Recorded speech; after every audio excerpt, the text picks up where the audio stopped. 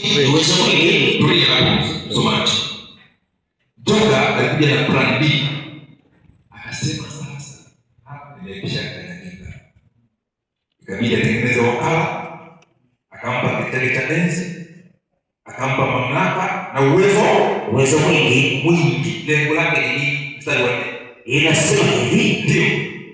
Inasema wakamsujudu ile joka, kwa sababu alimpa huyo mnyama uwezo wake. Zingatia, alipa mnyama uwezo wake. Na wakamsujudu yule mnyama wakisema, ni nani afananaye na mnyama huyu? Tena ni nani awezaye kufanya vita naye? Asante. Kwa hiyo uwezo hapo ndio unaongelea uwezo wa kupesa. Uwezo ni? Uwezo ni? Wa kupesa. Hebu nisomee Danieli 11. Nisomee ile mstari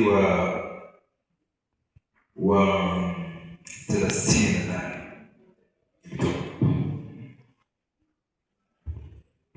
Soma. 11. Nasema. No, soma 11 mstari ule wa habari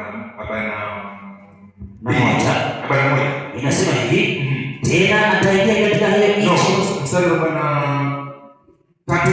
Inasema hivi, lakini atakuwa na nguvu juu ya hazina za dhahabu na fedha. Hapo na juu ya vitu vyote vya Misri, ndio vyenye thamani, na Walibe na Wakushi watafuata nyayo zake. Kwa atakuwa na hazina na nguvu juu ya fedha. Hiyo ni nguvu. Rafiki yangu, maandiko yanasema shina lote la mabaya nini? Ni pesa. Si pesa? Na rafiki yangu, fedha imetuuza wengi. Fedha imevunja bikira nyingi. Fedha imevunja ndoa nyingi. Fedha imeuza zamani ya kanisa. Hata kule tumetoka kule, fedha ikumene ina fedha, interface ina fedha, climate change ina fedha. Kule kwetu vijana kule wananiambia, Masawa, wewe kidogo unajua vizuri sana, hebu tuandike kitu fulani, proposal moja tutume sehemu, kuna fedha zitashuka kupeleka. Lakini walitumia billion of shillings. Climate change ina fedha. Unakwenda mastana na sabato, wakwambia bwana, tutumie alafu zeni tutakataa. Sasa pesa ana nguvu juu ya pesa. Hivi naelewa vizuri? Akampa uwezo mwingi pesa na mamlaka. Dunia nzima inakubali mtu. Tuko pamoja hapo.